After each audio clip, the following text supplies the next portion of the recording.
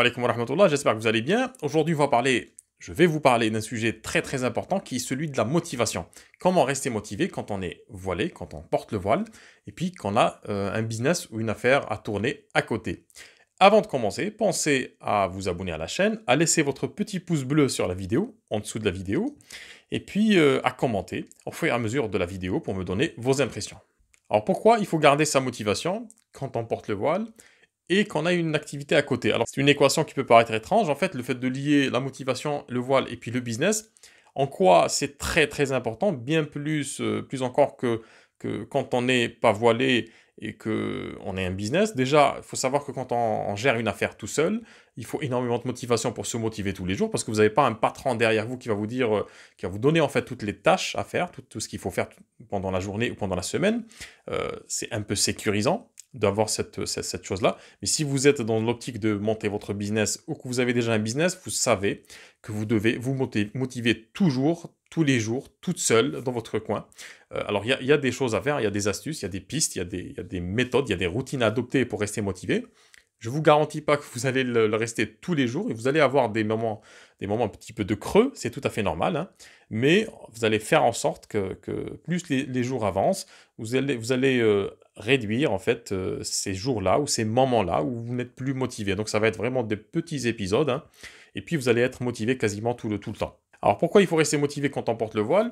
Ça c'est l'effet qui se coule, c'est que non seulement il y a la pression de l'entrepreneuriat quand on est seul et qu'on doit gérer énormément de choses, et puis il y a la pression du voile aussi, parce qu'on se met dans des situations où on se dit, dans une posture, on se dit, j'ai plus le choix, il faut vraiment que je sois indépendante, je ne peux plus rester comme ça dépendante des autres, de l'État, voilà, comme une sorte de mendiante à vouloir mendier toujours son dû. Donc quand vous êtes dans une logique de monter votre entreprise, vous devez avoir la rage, vous devez avoir cette motivation tous les jours. Alors je suis désolé si ça peut heurter ou choquer certains d'entre vous, mais c'est comme ça que je le conçois. Quand on a un objectif, il faut y aller, il faut foncer. Alors il y a deux choses en fait qui vont miner votre motivation. Les premières raisons sont objectives et puis les deuxièmes sont un petit peu subjectives.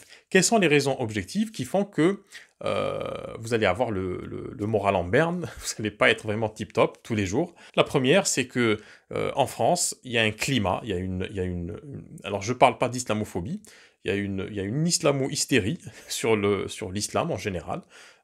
Alors, ça peut s'expliquer de différentes manières, sociologiquement parlant, politiquement, etc., géostratégiquement, mais c'est pas le sujet. Mais si vous voulez, ça crée justement une atmosphère pourrie autour de l'islam, ça cristallise les tensions et les polémiques autour de l'islam, et bien plus encore sur la question du voile. Pourquoi? Parce que c'est quelque chose qui est visible, c'est quelque chose il y a des musulmans qui n'ont pas de barbe, par exemple. Alors, eux, ils ont le bénéfice d'avoir, j'allais dire, le racisme traditionnel, hein. Et puis ceux qui ont une barbe, bon, voilà, c'est le bonus. Donc, et au-dessus de ça, quand on est une femme et qu'on porte le voile, ça voilà, c'est le Graal. Donc si vous êtes en France et que vous portez le voile, vous savez que il y a une ambiance pourrie qui est véhiculée par les médias, par les politiques, par tout ce bruit, en fait, tout ce bruit qui est autour de nous. Et puis ça, à force, en fait, c'est quelque chose qui est usant, qui est vraiment usant, et qui va vous miner le moral, et qu'il va vous mettre dans des situations, vous allez vous dire, à quoi bon, c'est un choix difficile à faire, etc. Donc vous allez commencer à vous poser des questions que normalement vous ne devriez pas vous poser si vous avez décidé de porter le voile par conviction. Ça, c'est la première chose. La deuxième chose, la plus évidente aussi, c'est que quand vous avez le voile, vous ne pouvez pas travailler dans l'administration, vous ne pouvez pas être fonctionnaire. C'est quelque chose qui est très compliqué si vous avez fait des études et que ces études-là sont destinées vous destinent plutôt à travailler dans l'administration. C'est très compliqué c'est pas compliqué, c'est que c'est interdit. Donc vous pouvez pas y aller à l'administration. Donc en fait c'est problématique. J'ouvre une petite parenthèse parce que la loi sur le voile est sortie dans les années 2000. Je me rappelle 2003 ou 2005, je me rappelle plus de la date. Et avant, en fait, il faut savoir que les personnes qui ont 25 ans, 30 ans aujourd'hui, c'est des femmes qui ont fait des études, par exemple, pour certaines d'entre elles, elles ont fait des études, et c'était pas interdit. Donc, il y avait certains objectifs universitaire ou pédagogique ou au niveau du travail professionnel. Et puis cette loi de l'interdiction du port du voile. Alors c'est pas une loi qui est spécifique, enfin officiellement c'est une loi qui interdit tout signe religieux ou ostentatoire à l'école, mais on a compris, tout le monde a compris que c'était une loi qui visait les femmes musulmanes. Donc cette loi-là est tombée comme un couperet, et du coup toutes les personnes, toutes les femmes qui ont décidé de faire des études se retrouvent finalement devant une voie de garage ou devant une impasse, c'est-à-dire qu'elles ne peuvent pas exploiter leurs études alors qu'elles se sont lancées justement dans ces études-là pour peut-être intégrer une administration, intégrer de grosses sociétés, etc., etc. Donc c'est quelque chose qui a été assez violent à vivre pour les personnes qui ont fait des études. C'est violent pour toutes les femmes qui portent le voile parce que ça crée de la discrimination, ça crée un sentiment justement de rejet de la société. Et puis, professionnellement, c'est vraiment problématique. Donc, ça, c'est une chose. La troisième source de démotivation, c'est que de plus en plus, par exemple dans le cadre scolaire, de plus en plus de femmes voilées sont exclues parce qu'elles portent le voile. Du coup, elles ne peuvent plus participer à la vie scolaire. Ça aussi, ça crée justement ce sentiment de rejet. Et c'est quelque chose, en fait, quand vous empilez toutes ces choses-là, toutes ces contraintes, en fait, ça crée un sentiment on est à fleur de peau, on se sent agressé tout le temps. Et ça a une incidence directe sur notre motivation. Et puis, ça, c'était les raisons objectives. Il y en a d'autres, hein. Les raisons subjectives, c'est que tout ce que je viens de citer, en fait, va créer un sentiment pas d'infériorité, mais un sentiment de manque de confiance en soi. En fait, on est frappé dans ce qu'on a de plus essentiel, de plus pur, de plus intéressant. Toutes les raisons objectives qui ont été citées vont t'amener à toutes les raisons subjectives, mais réelles, qui ont un réel impact sur votre vie, à savoir le manque d'estime en soi que cette situation-là, que ce climat crée en vous.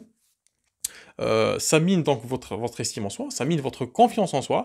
Donc toutes ces raisons subjectives font que vous allez être miné dans votre estime en soi, donc vous allez vous sentir réduite, acculée. Alors comment se motiver dans cette ambiance pourrie?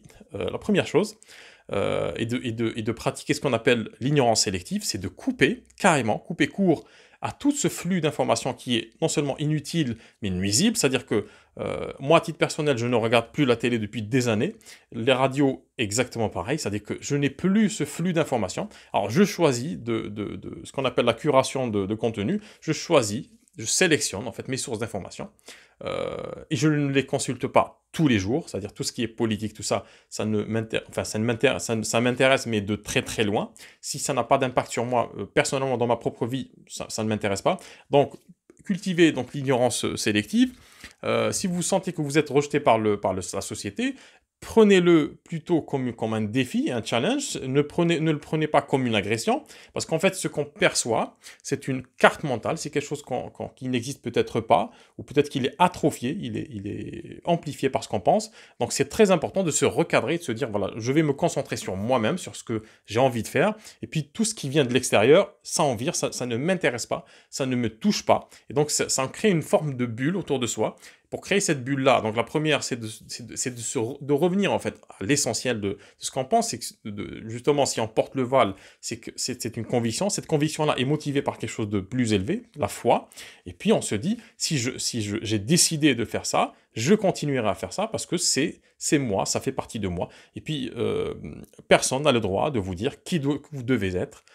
Comment vous devez vous habiller, au même titre qu'une femme qui ne porte pas le voile, elle a le droit de s'habiller comme elle entend, elle est responsable de son corps, elle est responsable d'elle-même, et pour vous aussi, donc vous avez le droit. Alors, c'est pas à moi de vous le dire, vous le savez, le fait de porter le voile, c'est également, en fait, c'est une preuve que vous exercez cette liberté-là, ce droit naturel de disposer de votre corps, de faire ce que vous voulez de votre corps, et quand vous êtes dans cette logique-là, vous devez juste en fait continuer sur ce chemin-là, à vous motiver, à vous dire si je porte ce voile et si j'ai des contraintes en face, j'ai plusieurs solutions. Soit je rentre dedans et j'éclate ces contraintes-là, soit je les contourne, soit je prends un autre chemin.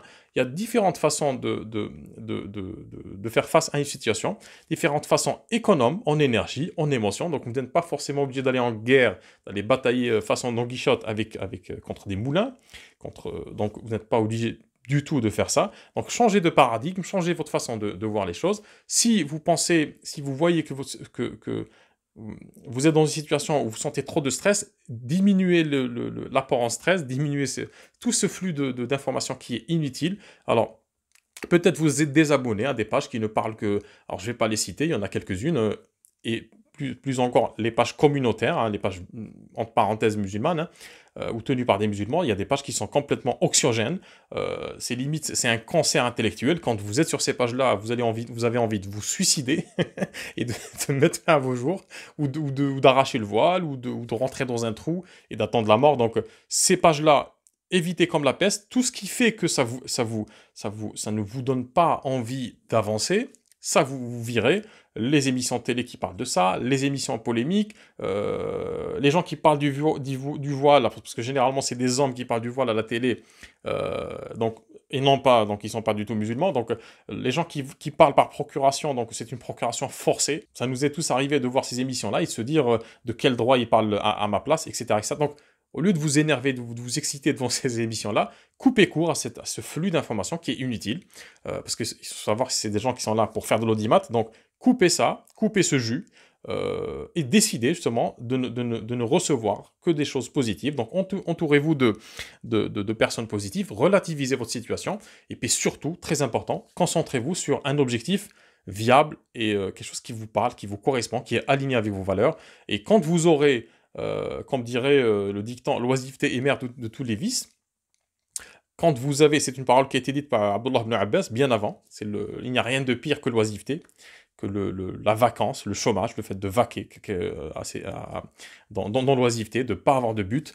Il n'y a rien de pire. Donc si vous avez un but, si vous avez un objectif, tenez-vous à cet objectif, donnez-vous les moyens de le faire, plutôt d'y arriver. Et puis coupez court à tout ce qui est autour et qui sert à rien.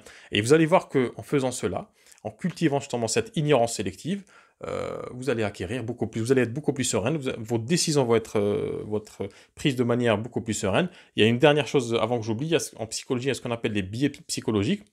Et en fait, c'est tout ce qui altère la perception de l'être humain. Et c'est prouvé que quand on est dans un état de tristesse ou de démotivation, quand on n'est pas bien, on prend les mauvaises décisions. Et puis on est très rétracté sur soi-même. Et quand on est dans un état beaucoup plus sain, beaucoup plus agréable, quand on est bien dans sa peau, quand on est motivé, on prend les bonnes décisions. Et on a cette capacité à prendre un peu plus de risques que si on était triste ou démotivé. Donc pourquoi je vous parle du risque? Parce que c'est important quand vous lancez votre activité, il y a une part de risque. Donc vous allez sortir de votre zone de confort. Moi, je considère que c'est une zone d'inconfort plutôt, parce qu'elle vous maintient dans l'inconfort. Donc, vous allez sortir de cette zone-là et puis vous allez expérimenter tout doucement quelque chose d'intéressant dans votre vie. Donc, pour résumer, si vous voulez rester motivé en portant le voile, en ayant votre voile, et puis pour monter votre business, hein, dissociez-vous, virez tout ce qui est nuisible, tout ce qui n'est pas bon pour vous, gardez que ce qui est bon et ayez un but précis. J'espère que cette vidéo vous a plu, que vous avez eu quelques pistes pour vous aider à avancer. N'oubliez pas de vous abonner à la page, à la chaîne plutôt, de mettre votre petit pouce bleu et puis de me laisser en commentaire ce que vous pensez, qu'est-ce que vous faites dans la vraie vie pour rester motivé. Sur ce, je vous dis à bientôt.